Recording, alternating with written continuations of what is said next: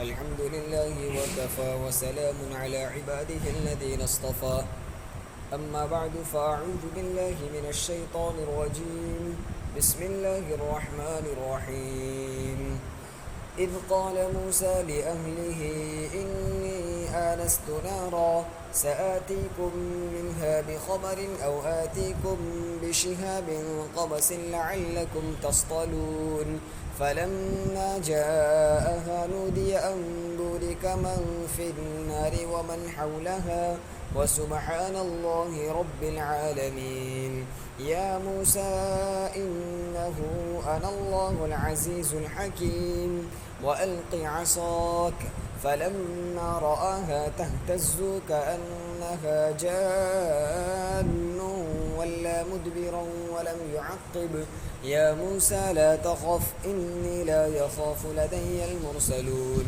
إلا من ظلم ثم بدل حسنا بعد سوء فإني غفور رحيم وأدخل يدك في جيبك تخرج بيضاء من غير سوء في 9 آيات إلى فرعون وقومه إنهم كانوا قوما فاسقين فلما جاءتهم آياتنا مبصرة قالوا هذا سحر مبين وجحدوا بها واستيقنتها أنفسهم ظلما وعلوا فانظر كيف كان عاقبة المفسدين صدق اللہ العظیم۔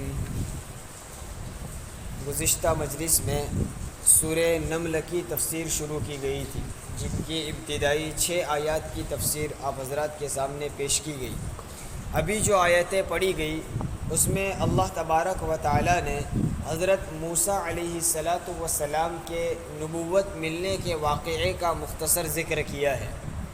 حضرت موسیٰ علیہ السلام قوم بنو اسرائیل سے تھے۔ بنو اسرائیل یعقوب علیہ السلام کی اولاد کو کہتے ہیں۔ ان میں بہت سارے انبیاء ہیں جن میں حضرت موسیٰ علیہ السلام بھی ہیں۔ حضرت موسیٰ علیہ السلام کی قوم یوسف علیہ السلام کے زمانے سے مصر میں بستی تھی۔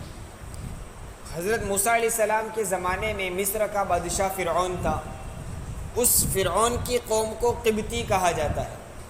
ایک مرتبہ ایک قبطی شخص اور اسرائیلی شخص یعنی موسیٰ علیہ السلام کی قوم کا ایک آدمی اور فرعون کی قوم کے ایک آدمی کا آپس میں جھگڑا ہوا۔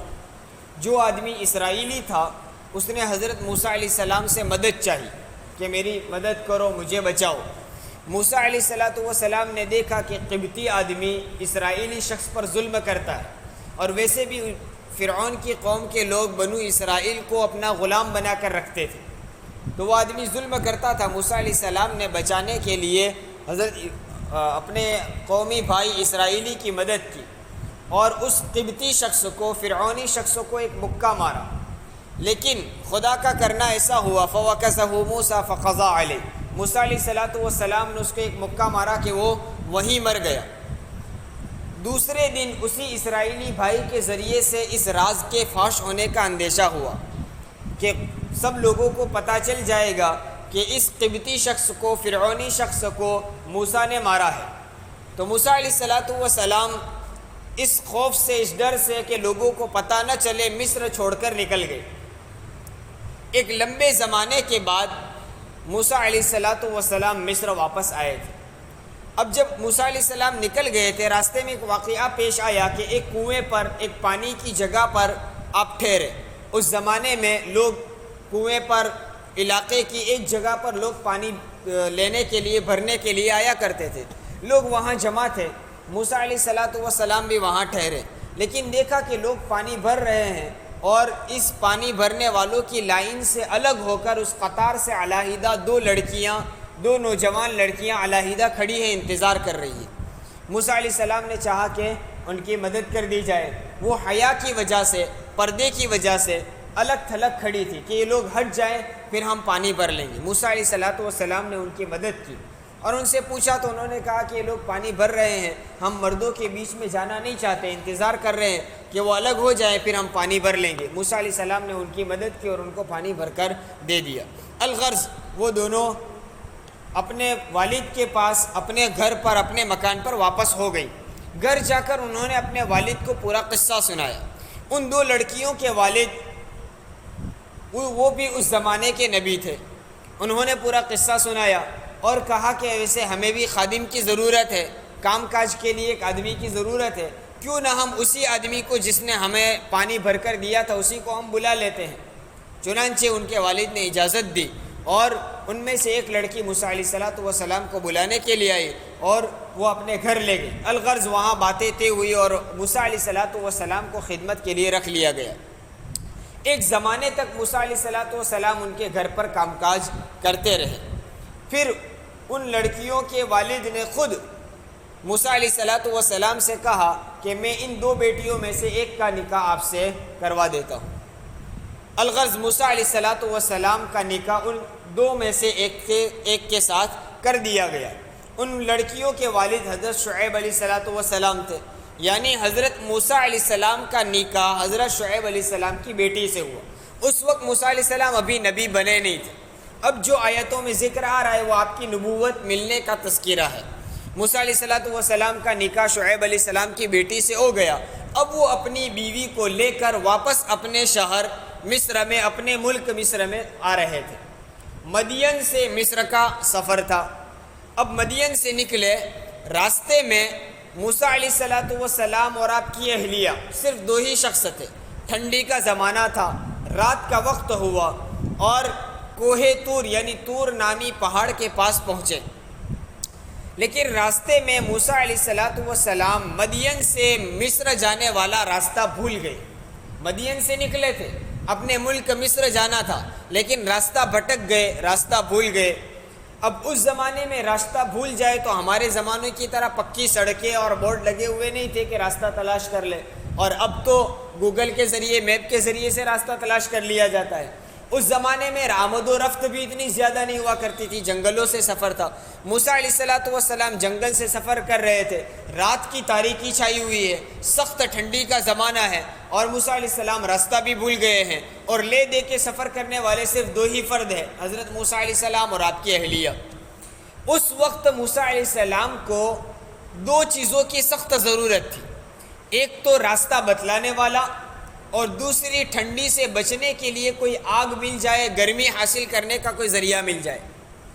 اس زمانے میں لوگ راستہ دیکھنے کے لیے، راستے کو تلاش کرنے کے لیے بھی آگ کا استعمال کرتے تھے۔ کہیں کہیں اونچی جگہوں پر آگ جلا دی جاتی تاکہ وہاں سے گزرنے والے آگ کی روشنی میں راستہ دیکھ سکے۔ اسی طرح وہاں لوگ پڑاؤ ڈالتے تھے، بطور خاص ٹھنڈی کے زمانے میں آگ جلا کر لوگ پڑاؤ ڈالتے تھے تاکہ گرمی بھی حاصل کی جا سکے، روشنی بھی ہو جائے۔ کوئی راستہ تلاش کرنے والا ہوتا تو بھی وہاں آ جاتا تھا، اس کو معلوم ہوتا کہ یہاں کوئی آدمی مل جائے گا جس سے ہم راستہ بھی پوچھ لیں گے۔ تو موسیٰ علیہ السلام کو اس وقت دو چیزوں کی ضرورت تھی، گرمی حاصل کرنے کی اور راستے کی خبر دینے کی۔ اب وہ دونوں چیزیں ایک آگ کے ذریعے سے پوری ہو سکتی تھی۔ آگ ہاتھ میں لے لیتے، راستے میں اپنے ساتھ لے لیتے تو راستہ دکھائی دیتا۔ اسی طرح آگ کے ذریعے سے گرمی بھی حاصل کی جا سکتی تھی۔ اللہ تبارک و تعالیٰ نے اسی طرح کا نظام فرمایا۔ فرماتے ہیں اذ قال موسیٰ، یاد کیجئے اس وقت کو۔ کون سا وقت؟ جبکہ موسیٰ علیہ السلام مدین سے اپنی بیوی کو لے کر مصر واپس لوٹ رہے تھے، ٹھنڈی کا زمانہ تھا اور آپ راستہ بھول گئے تھے، اس وقت کو یاد کیجئے۔ قال موسیٰ لأہلہ، موسیٰ نے اپنی بیوی سے کہا، اپنے گھر والوں سے کہا، کیا کہا؟ انی آنست نارا، میں نے ایک آگ دیکھی ہے۔ موسیٰ علیہ السلام کو طور نامی پہاڑ پر ایک آگ دکھائی دی تو انہوں نے اپنی بیوی سے کہا کہ میں نے ایک آگ دیکھی ہے۔ سآتیکم منہا بخبر، میں تمہارے پاس وہاں سے یعنی اس آگ کے پاس سے تمہارے پاس ایک خبر لے کر آؤں گا۔ یعنی ممکن ہے آگ جل رہی ہے، رات کا وقت ہے، شاید کوئی وہاں پڑاؤ ڈالے ہوئے ہوں گے، کوئی آدمی مل جائے گا تو میں ان سے پوچھ لوں گا تاکہ ہمارے راستے کا انتظام ہو جائے گا۔ سآتیکم منہا بخبر، یا پھر او آتیکم بشہاب قبس، یا تمہارے پاس اس آگ میں سے ایک بھڑکتا ہوا شعلہ، ایک جلتا ہوا شعلہ لے کر آؤں گا۔ کیوں؟ لعلکم تصطلون، تاکہ تم گرمی حاصل کرو۔ یہ دو ضرورتیں تھیں، راستے کی خبر اور گرمی حاصل کرنا۔ موسیٰ علیہ السلام نے آگ دیکھی تو اپنی بیوی سے کہا تم ٹھہرو، میں اوپر جاتا ہوں، وہاں سے یا تو یہ کام کر لوں گا کہ وہاں کوئی خبر راستہ بتلانے والا ہوگا تو وہ کوئی خبر مل جائے گی، یا کم از کم آگ کا کوئی حصہ لکڑی وغیرہ پر میں ایک شعلہ لے کر آؤں گا تاکہ روشنی میں ہم گرمی حاصل کر سکیں گے اور روشنی بھی مل جائے گی، لعلکم تصطلون، تاکہ تم گرمی حاصل کرو۔ یہ کہہ کر موسیٰ علیہ السلام اس پہاڑ پر گئے۔ جب وہاں پہنچے، فلما جاءہا، جب موسیٰ وہاں آئے یعنی اس آگ کے پاس آئے، وہ آگ در حقیقت دنیا کی جو آگ ہوتی ایسا نہیں تھا، بلکہ موسیٰ علیہ السلام کو وہ آگ جیسا نظر آیا۔ اس جگہ پر پہنچے تو وہ علاقہ پورا گویا آگ کی طرح ہو۔ موسیٰ علیہ السلام اس جگہ پر داخل ہوئے تو گویا چاروں طرف آگ میں موسیٰ علیہ السلام پہنچ گئے ہو، اس حالت میں آ گئے۔ فلما جاءہا، جب موسیٰ علیہ السلام وہاں آئے تو نودی، ان کو آواز دی گئی۔ کس نے آواز دی؟ قرآن نے اس کا ذکر نہیں کیا۔ ان کو ایک آواز آئی، غیب سے ایک آواز سنائی دی۔ کیا آواز سنائی دی؟ انبورک من فی النار ومن حولہا، کہ برکت ہو اس پر جو اس آگ میں ہے اور اس پر بھی جو اس کے آس پاس ہے۔ آگ میں کون تھا؟ موسیٰ علیہ السلام، کہ موسیٰ علیہ السلام اس جگہ پر پہنچ گئے گویا آگ کے علاقے میں آ گئے ہو، اس لیے موسیٰ علیہ السلام کے بارے میں کہا انبورک من فی النار، جو آگ کے اندر ہے اس پر بھی برکت ہو، ومن حولہا، جو آگ کے پاس آس پاس ہے، اس سے مراد فرشتے ہیں۔ بعض مفسرین نے اس کا برعکس الٹا کہا ہے کہ جو آگ میں ہیں اس سے مراد فرشتے تھے اور آگ کے آس پاس تھے اس سے مراد موسیٰ علیہ السلام۔ الغرض، غیب سے ایک دعا دی گئی کہ برکت ہو موسیٰ پر بھی اور فرشتوں پر بھی، یعنی آگ میں ہیں ان پر بھی اور آگ کے آس پاس ہیں ان پر بھی برکت نازل ہو۔ وَسُبْحَانَ اللَّهِ رَبِّ الْعَالَمِينَ، اور پاک ہے اللہ کی ذات جو تمام جہانوں کا پروردگار ہے۔ آگے آواز آئی، دیکھیے اوپر والی ایک آواز تھی انبورک من فی النار ومن حولہا، بیچ میں اللہ نے اپنی پاکی کو بیان کیا۔ وہ کیوں کیا وہ ابھی میں انشاءاللہ بتا رہا ہوں۔ بات چل رہی تھی کہ آواز آئی غیب سے، اس آواز میں ایک بات یہ کہی گئی کہ برکت نازل ہو اس ذات پر جو آگ کے اندر ہے اور ان پر بھی جو آگ کے آس پاس ہے۔ مزید کیا آواز آئی؟ یا موسیٰ، اے موسیٰ، انہو انا اللہ، یقیناً میں ہی اللہ ہوں، العزیز الحکیم، جو زبردست بھی ہے یعنی قدرت والا ہے اور حکمت والا ہے۔ اللہ تعالیٰ کی طرف سے غیب سے آواز موسیٰ علیہ السلام کو سنائی دی، انہو انا اللہ، یقیناً بات یہ ہے کہ میں ہی اللہ ہوں جو قدرت والا بھی ہوں اور حکمت والا بھی ہوں۔ یہ اللہ تعالیٰ کی طرف سے آواز دی گئی، گویا موسیٰ علیہ السلام کو یہاں نبوت عطا کی گئی۔ یہ پہلا موقع تھا، پہلی مرتبہ موسیٰ علیہ السلام کو اللہ کی طرف سے آواز سنائی دی گئی اور نبوت عطا کی گئی۔ اب دیکھیے بات قرآن بیان کر رہا تھا کہ غیب سے کیا آواز آئی، تو دو باتیں بتائیں۔ ایک تو دعا دی گئی کہ برکت ہو آپ پر اور فرشتوں پر، اور دوسری بات یہ بیان کی کہ غیب سے آواز یوں آئی کہ اے موسیٰ، یقیناً میں ہی اللہ ہوں جو زبردست بھی اور حکمت والا بھی ہوں۔ یہ دو باتیں بیان کی، ان دو باتوں کے بیچ میں اللہ نے بیان کیا وَسُبْحَانَ اللَّهِ رَبِّ الْعَالَمِينَ، پاک ہے اللہ جو تمام جہانوں کا پروردگار ہے۔ یہاں بات چل رہی تھی غیب سے کیا آواز آئی، تو دو باتیں آئی، ایک بات بیان کی، بیچ میں اللہ نے اپنی تعریف اور پاکی بیان کی، پھر دوسری بات بتائی کہ غیب سے یہ آواز آئی۔ تو ان دو باتوں کے بیچ میں اللہ کا اپنی پاکی بیان کرنے کا مقصد کیا تھا؟ مفسرین فرماتے ہیں کہ یہ ایسا موقع تھا کہ موسیٰ علیہ السلام اس جگہ پر پہنچے، یہ کوئی دنیا کی آگ نہیں تھی جو دکھائی دیتی، ایک قسم کا گویا نور تھا۔ ہاں اس کی ایک خاص جگہ تھی کہ درخت کی طرف سے وہ آگ دکھائی دے رہی تھی، لیکن موسیٰ علیہ السلام کو کسی ایک خاص جہت سے، ایک خاص دشا سے آواز نہیں آئی تھی۔ آواز ایسی آئی تھی کہ پتہ ہی نہیں چلا کون سی طرف سے آئی ہے، بس غیب سے آواز سنائی دی۔ اسی طرح موسیٰ علیہ السلام وہ آواز صرف اپنے کان سے نہیں سن رہے تھے، بلکہ اعضاء کا ہر جز اور رگ و ریشہ، موسیٰ علیہ السلام کا ایک ایک رگ اور ریشہ اس آواز کو سن رہا تھا، محسوس کر رہا تھا۔ یعنی ایک عجیب قسم کی آواز تھی، وہ کوئی انسان کی، کوئی جانور کی، کوئی جاندار کی، اور دنیا کی جو آوازیں وہ سنتے اس طرح کی آواز نہیں تھی جن آوازوں کو صرف ہم اپنے کانوں سے سنتے، اگر کان بند کر لے تو وہ آواز ہم سن نہ سکے۔ موسیٰ علیہ السلام وہ آواز اپنے جسم کے رگ و ریشے سے سن رہے تھے۔ جب ایسا موقع ہوتا ہے، ایک تو غیب کی آواز ہو، سناٹا چھایا ہوا ہو، رات کی تاریکی ہو، ٹھنڈی کا دور ہو، اطراف میں کوئی انسان دکھائی نہ دیتا ہو، ایسی جگہ پر آواز آئے اور آواز بھی عجیب و غریب ہو اور جسم کا ہر جز اس آواز کو سن رہا ہو، تو ایسے موقع پر آدمی بھٹک جاتا ہے اور اسی کو خدا مان لیتا ہے، اسی کے سامنے سر ٹیک دیتا ہے اور وہیں سے بت پرستی شروع ہو جاتی۔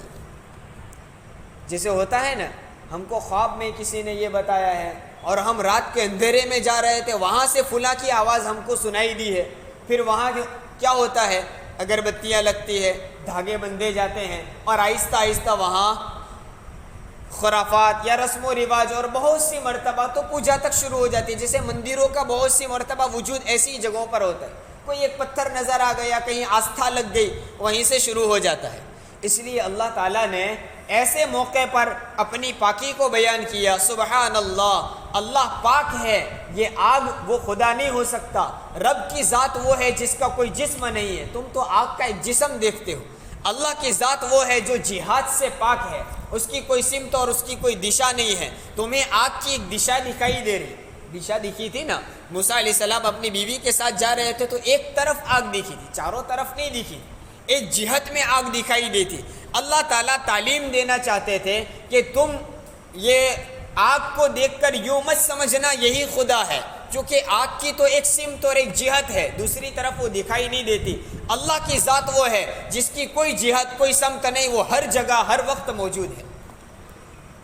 دیکھیے، اللہ نبی بنانا چاہتے ہیں، موسیٰ علیہ السلام کو نبوت عطا کرنا چاہ رہے ہیں، لیکن پھر بھی اللہ تعالیٰ تعلیم دیتے ہیں، باوجود یہ کہ وہ اپنا نبی ہے، جن سے کوئی اندیشہ ہی نہیں ہے کہ وہ شرک کفر میں نعوذ باللہ مبتلا ہو، لیکن پھر بھی تعلیم دی۔ سبحان اللہ، اللہ تعالیٰ ایسی چیزوں سے پاک ہے، یہ رب نہیں ہو سکتا، یہ خدا نہیں ہو سکتا، کبھی تم اس کے سامنے سر مت جھکانا۔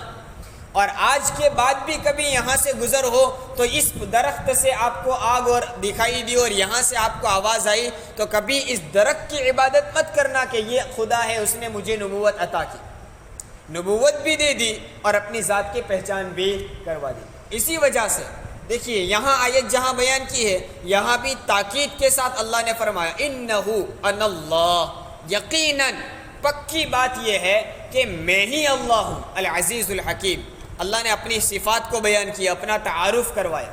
اس کے علاوہ جہاں جہاں موسیٰ علیہ السلام کا یہ قصہ نبوت والا قرآن نے بیان کیا تو وہاں اللہ تعالیٰ نے اپنی صفات کو بیان کیا ہے کہ میں رب ہوں، انہو انا اللہ العزیز الحکیم، کبھی اننی انا اللہ رب العالمین، انی انا اللہ لا الہ الا انا فاعبدنی، یہ قرآن نے ذکر کیا ہے۔ اس وجہ سے اللہ تعالیٰ بیان کرنا چاہتے ہیں کہ میں ہی پروردگار ہوں، میری ہی عبادت کرنا، میرے علاوہ کسی اور کی نہ کرنا۔ یہ نبوت کا قصہ، موسیٰ علیہ السلام کو نبوت عطا کیے جانے کا واقعہ یہاں ذکر کیا۔ ان آیات میں ایک غور کرنے کی چیز یہ بھی ہے، کیا ہے؟ موسیٰ علیہ السلام کے ساتھ صرف ان کی بیوی یعنی ایک ہی ذات تھی۔ ایک شخص ہو تو جب ہم ان سے بات کریں تو کہتے تو یہاں ٹھہرنا، تو مجھے بتا، یعنی تو سے پکارتے ہیں۔ موسیٰ علیہ السلام اپنی بیوی سے بات کر رہے ہیں، اس بات کا ذکر قرآن نے کہا تو کیا کہا؟ سآتیکم، میں آتا ہوں لے کر تمہارے پاس، قرآن یوں نہیں کہا میں تیرے پاس لے کر آتا ہوں، بلکہ کیا کہا؟ میں تمہارے پاس ایک خبر لے کر آتا ہوں، سآتیکم منہا بخبری۔ پھر دوسری مرتبہ او آتیکم منہا بشہاب او آتیکم بشہاب قبس، یا آگ کا کوئی شعلہ لے کر تمہارے پاس آتا ہوں۔ تیسری مرتبہ لعلکم تصطلون، تاکہ تم، یوں نہیں کہا تاکہ تم گرمی حاصل کر سکو۔